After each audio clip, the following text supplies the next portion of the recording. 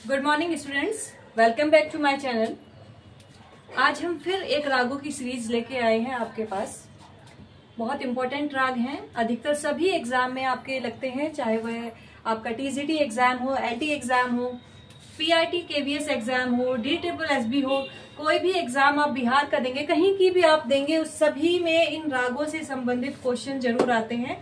आप लो कैटेगरी से लेके हाई लेवल तक का एग्जाम में सभी में इन्हीं रागों को पूछा जाता है, चाहे आप असिस्टेंट प्रोफेसर दे रहे हो, नेट दे रहे हो, JRF दे रहे हो, सभी में इन रागों से संबंधित क्वेश्चन पूछे जाते हैं। तो कल एक सीरीज हमने कराई थी रागों के मुख्य राग जो थे, उन रागों का परिचय। आज फिर हम सेकंड पार्ट उसका लेके आए हैं। तो कुछ राग मैंने नोट डाउन आपको कल करा दिए हैं, आज भी आप अपने नोट डाउन करिए और उनको लिखिएगा।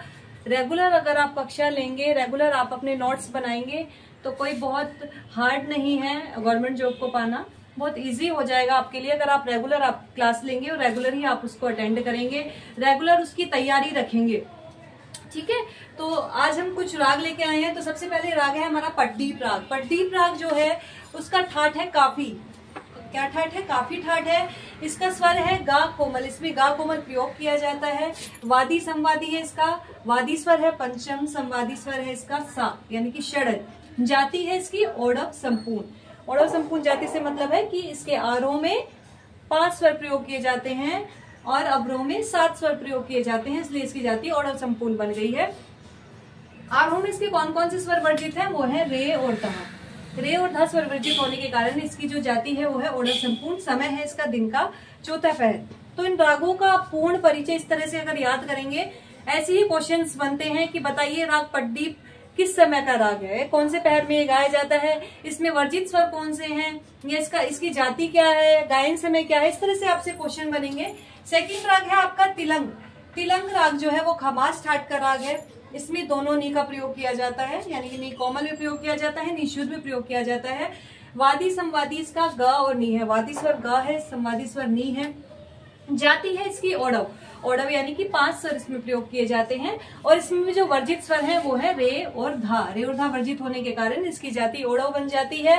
समय है इसका रात्रि का द्वितीय पहर। थर्ड राग हम लेके आए हैं कलिंगडा। कलिंगडा राग भैरव ठाट से जन्य माना गया है। कलिंगडा राग इसमें रेधा कोमल लगते हैं, अधिकतर जो भैरव ठाट के राग है उनमें सब में रेधा कोमल ही लगते हैं। वादी संवादी इसका पंचम और सा यानी कि षड्ज है। जाति इसकी संपूर्ण है, सभी स्वरों का इसमें प्रयोग किया जाता है और रात्रि का अंतिम पहर इसका समय है। बहुत ज्यादा आपसे बातें नहीं करूंगी, जो मेन कंटेंट है मैं उस पर फोकस कर रही हूँ क्योंकि समय मेरे पास भी कम है, आपके पास भी कम है। एंटी ग्रेड म्यूजिक अभी वैकेंसी आने वाली है और टीजीटी का आप लोगों ने पहले भर ही रखा होगा। नेट हर 6 महीने में निकलता ही है, तो मैं जल्दी से जल्दी आपका कोर्स पूरा कराऊंगी। लेकिन जो चीजें मैं आपको करा रही हूँ उसको आप लर्न करते जाइए, बार बार रिवीजन करते जाइए, तो मुझे लगता है आपका 100% जरूर निकल जाएगा एग्जाम। नेक्स्ट पीलू राग। पीलू राग की अगर हम बात करते हैं तो पीलू राग काफी ठाट से लिया गया है। इसमें गा धा कोमल, गा और धा कोमल लगते हैं और दोनों निषाद का प्रयोग किया जाता है, यानी कि कोमल नी भी और शुद्ध नी। वादी इसका गांधार है, संवादी इसका नी है। जाति है इसकी ओढ़व संपूर्ण। इसमें वर्जित स्वर है रे और धा और इसका समय जो है वो दिन का तीसरा पहर है। पीलू राग से कई बार क्वेश्चंस बन जाते हैं कि इनमें से बताइए संकीर्ण राग कौन सा है, ठीक है। संकीर्ण राग की परिभाषा है जिसमें एक से अधिक रागों की छाया आती है, वो संकीर्ण राग कहलाते हैं। हमारे रागों को जो वर्गीकृत किया गया है वो 3 प्रकार से किया गया है: शुद्ध राग, छायालग राग और संकीर्ण राग। शुद्ध राग जिनमें किसी भी राग की छाया नहीं होती, यानी कि जो शुद्ध होते हैं, अपने पूर्णतः शुद्ध होते हैं, वो शुद्ध राग कहलाते हैं। छायालग राग जिसमें 2 रागों की छाया आती है, छायालग राग कहलाते हैं। जैसे कि हमारा इसके बाद हम देखेंगे तिलक कामोद राग है, ये 2 रागों से मिलकर के बना है, देश राग और सोरठ राग। तो 2 रागों से मिलकर के बना है तिलक कामोद राग, तो ये छायालग राग कहलाएगा। यानी कि इस राग में किसी अन्य राग की भी छाया आए, जिस राग में किसी अन्य राग की भी छाया आए वो छायालग राग कहलाता है। थर्ड होते हैं हमारे संकीर्ण राग, जिसमें 2 या 2 से अधिक रागों की भी छाया आ सकती है, यानी कि एक राग में और 2 रागों की ओर छाया आ सकती है, वो संकीर्ण राग कहलाते हैं। तो भैरवी को भी संकीर्ण रागों की श्रेणी में रखा गया है, पीलू को भी संकीर्ण राग की। तो पीलू से संबंधित क्वेश्चन इस तरह ही बन सकता है कि ये किस वर्गीकरण में आता है, कौन से संकीर्ण में आता है या छायालग में। तो पीलू संकीर्ण राग है, तिलक कामोद राग हमारा छायालग राग है। ठीक है। तो ये भी चीजें आपको ध्यान रखनी है। और जो हमारे जो मुख्य ठाट से जो हमारे आश्रय राग बनते हैं वो हमारे शुद्ध राग होते हैं, जैसे कि बिलावल है, कल्याण है, खमाज है, ये सब हमारे शुद्ध राग है। नेक्स्ट है तिलक कामोद राग। तिलक कामोद राग जो है वो खमास ठाट से लिया गया है। इसमें स्वर जो लगते हैं दोनों नी लगते हैं। वादी सा है, संवादी पा है। जाति है इसकी ओढ़व शाढ़व और समय है रात्रि का द्वितीय पहर। जाति इसकी किस तरह से बनी? ओढ़व, क्योंकि इसके आरोह में गा और धा स्वर वर्जित हैं। और शाढ़व कैसे बनी? इसके अवरोह में रे स्वर वर्जित है। नेक्स्ट है कामोद राग। कामोद राग जो है वो कल्याण ठाट का राग है। इसमें दोनों मध्यम का प्रयोग किया जाता है। वादी इसका पा है, संवादी इसका रे है। इसकी जो जाति है वो वृक्क संपूर्ण है, यानी कि सीधे स्वर न जा करके अलग अलग विद्वान इसको अलग अलग स्वरों को टेढ़ा करके वृक्कों को स्वरों को लेते हैं, यानी कि सीधा आरोह न जा करके सारे गमा पाधनी इस तरह से न जा करके स्वरों को आगे पीछे करते हुए गाते बजाते हैं। और इसका समय है रात्रि का प्रथम पहर। मैंने कल भी आपको बताया था कि कल्याण ठाट के जो अधिकतर राग होते हैं उनका समय रात्रि का प्रथम पहर ही होता है। इसी तरह जो सारंग अंग के राग होते हैं, जैसे कि वृंदावनी सारंग, मदमा सारंग, शुद्ध सारंग, ये अधिकतर दोपहर का समय इनका होता है। दिन का दूसरा पहर, या तो दोपहर बोल दीजिए, दिन का दूसरा पहर बोल दीजिए, या मध्याह्न बोल दीजिए। तो इस तरह से जैसे आप रागों को कंपैरिजन में याद करेंगे तो आपको समझ में आता जाएगा कि किस ठाट के राग या किस अंग के राग, किस रागांग के राग जो हैं वो किस समय में गाए बजाए जाते हैं या इनमें क्या सिमिलैरिटीज होती हैं। नेक्स्ट है जय जयवंती राग। जय जयवंती राग जो है वो खमास ठाट का राग है। इसमें दोनों गा और नी, दोनों गा की नी का प्रयोग किया जाता है। वादी रे है, संवादी स्वर इसका पा है। संपूर्ण जाति का राग है। रात्रि का द्वितीय पहर इसका गायन समय है। राग देशकार जो बिलावल ठाट का राग है, इसमें सभी स्वर शुद्ध प्रयोग किए जाते हैं। देशकार कई बार पूछा गया है और अधिकतर जो ये राग पूछे जाते हैं इसका वादी स्वर है, धा, संवादी है, गा। तो ये पूछा जाता है कि ये उत्तरांग प्रधान राग की श्रेणी में कौन सा राग आता है। ठीक है, जिनके जो वादी स्वर पा से ऊपर होते हैं वो उत्तरांग प्रधान की श्रेणी में आते हैं। पूर्वांग और उत्तरांग को बांटा गया है ना कि सा और पा से पूर्वांग और पा और तार सा तक उत्तरांग। तो लेकिन कुछ विद्वानों ने पूर्वांग की परिधि माँ तक भी मानी है। तो कुछ राग ऐसे भी हैं जो हमारा माँवादी होने पर भी उत्तरांग प्रधान राग है। जैसे कि हमारा मालकोश राग है, उसका माँ क्या है? वादी स्वर है, लेकिन उसमें क्या है? वो उत्तरांग प्रधान राग माना जाता है क्योंकि विद्वानों ने उसकी उत्तरांग की परिधि को माँ से माना है, माँ से तार सार तक माना है।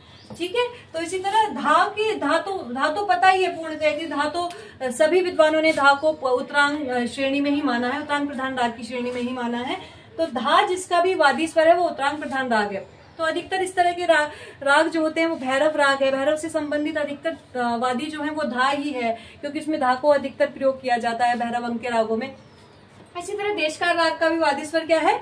धा है। तो इन रागों को उत्तरांग प्रधान राग की श्रेणी में जाना जाता है। जाति है इसकी ओढ़व, यानी कि इसके आरोह और अवरोह दोनों में माँ और नी स्वर वर्जित है। दिन का प्रथम पहर इसका गायन समय है। नेक्स्ट है मुल्तानी राग। मुल्तानी राग तोड़ी ठाट से माना जाता है। तोड़ी ठाट में इसमें स्वर जो लगते हैं रे गा धा मा, ये विकृत स्वर लगते हैं, यानी कि रे गा धा कोमल लगता है और माँ तीव्र प्रयोग किया जाता है। वादी पा है, संवादी सा है। जाति इसकी है ओढ़व संपूर्ण। ओढ़व संपूर्ण यानी कि आरोह में 5 स्वर लगते हैं, अवरोह में 7 स्वर लगते हैं। आरोह में जो वर्जित स्वर है रे और धा है और समय है इसका दिन का चौथा पहर। चौथा पहर या चतुर्थ पहर कुछ भी बोल सकते हैं हम, दिन का चौथा पहर। तो इसी तरह थोड़ा थोड़ा अगर आप रोज याद करेंगे, रोज आपको लर्न होगा, थोड़ा थोड़ा आप रोज लिखेंगे तो बहुत मुश्किल नहीं होगा आपको एग्जाम निकालने में। लेकिन अब एकदम एग्जाम आ जाता है, आप फॉर्म भर देते हैं और जब एग्जाम की डेट आती है, जब आप पढ़ना शुरू करेंगे तो उससे कोई फायदा नहीं होता। ऐसे तो बहुत से बच्चे हैं जो एग्जाम अटेम्प्ट करते हैं, लेकिन अटेम्प्ट करने की बात यही है तब आपकी तैयारी हो। आप शुरू से ही जब आपने एग्जाम फॉर्म अगर भर दिया है तभी से आप तैयारी में लग जाइए।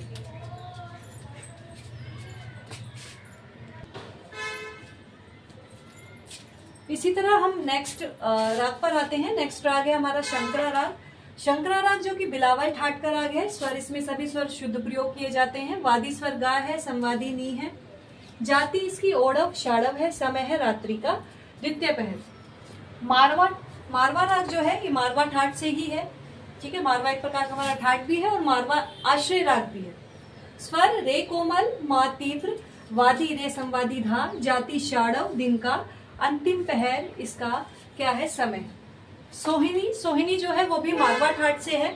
स्वर इसमें सेम लगता है जो मारवा में लगता है, क्योंकि ये मारवा ठाट से ही है। रे कोमल मा तीव्र, ये मारवा ठाट की पहचान है कि इसमें रे कोमल और मा तीव्र प्रयुक्त किया जाता है। वादी धा संवादी गा, जाति इसकी भी शाड़व है, समय है रात्रि का चतुर्थ पहर यानी कि चौथा पहर। अड़ाना जो है वो आसावरी ठाट का राग है। गाधानी स्वर इसमें कोमल प्रयोग किए जाते हैं। सा इसका वादी स्वर है, संवादी इसका पा है। अब जो ये सा है इसमें तार सा इसको वादी स्वर माना गया है, क्योंकि अड़ाना जो है वो उत्तरांग प्रधान राग है। उत्तरांग के स्वरों का इसमें अधिक ज्यादा प्रयोग किया जाता है, तो इसलिए इसमें जो सा जो वादी स्वर माना है वो तार सा को माना है। तार सा को बार बार यूज किया जाता है। जाति इसकी साड़व संपूर्ण है, समय है रात्रि का तीसरा पहर। इसी तरह छायानट राग है। छायानट राग कल्याण ठाट का राग है। स्वर इसमें दोनों मध्यम प्रयोग किए जाते हैं। वादी संवादी, वादी पा संवादी रे, जाति इसकी संपूर्ण है और रात्रि का प्रथम पहर। देखो मैंने आपको पहले ही बताया था कि कल्याण ठाट के जो भी राग हैं उनका जो समय होता है अधिकतर रात्रि का प्रथम पहर ही माना जाता है। तो कल्याण ठाट के हमारे कई राग आप देख लिए होंगे, सब में अधिकतर कामोद है, यमन है और छायानट है, इन सब में हमीर है, इनका सभी का रात्रि का प्रथम पहर माना गया है। बागेश्वरी जो राग है, बागेश्वरी प्रभाकर भी ये सब में आता है। काफी ठाट का राग है। गानी कोमल है, माँ वादी है, संवादी इसका सा है, जाति ओढ़व संपूर्ण है, मध्य रात्रि इसका समय है। मध्य रात्रि यानी कि बीच का रात्रि का द्वितीय पहर इसको माना जाता है, चाहे ऑप्शन में आए रात्रि का द्वितीय पहर या मध्य रात्रि। इसी तरह हम रागों की सीरीज करेंगे। आप रेगुलर कक्षाएं ज्वाइन करिए। फ्री ऑफ कॉस्ट आपको कक्षाएं दी जा रही हैं। आपको बस इतना करना है कि जो चीजें आपको समझ में नहीं आ रही है आप कमेंट करिएगा, या आपको लग रहा है कि ये चीजें मिस हो रही हैं उसमें भी उसको भी आप कमेंट करिए कि मैम हमको ये करा दीजिए। जो भी टॉपिक आप लाइव करना चाहते हैं उसके लिए भी आप कमेंट करिए कि मैम हम लाइव करना चाहते हैं, हम डिस्कस करना चाहते हैं, तो हम लाइव क्लासेस भी आपकी रखेंगे जब मेरी हॉलीडे होगा। तो आप जैसे भी आपका इच्छा होगी वैसे ही मैं क्लास दूंगी। आपके इंटरेस्ट पर निर्भर करेगा कि आप कितना इंटरेस्ट ले रहे हैं पढ़ने में, क्योंकि मुझे पढ़ाने में कोई दिक्कत नहीं है, आप कितना इंटरेस्ट ले रहे हैं। ठीक है, तो स्टूडेंट जितना आगे बढ़े, मेरी कोशिश यही है कि संगीत को जितना आगे ले जाए बहुत अच्छा है। मेरे नोट्स तो ऐसे ही पड़े हैं, तो अच्छा है कि मैं नोट्स का यूज करूं और आप तक पहुंचाऊं, फ्री ऑफ कॉस्ट में पहुंचाऊं, ये मेरी इच्छा है। तो सब तैयारी करें और अच्छे से नंबर लाएं, अपना गवर्नमेंट जॉब अपनी पक्की करें। Thank you. कल मिलते हैं फिर कुछ रागों को लेकर, फिर और मिलते हैं और नए टॉपिक के साथ। Bye bye, see you again.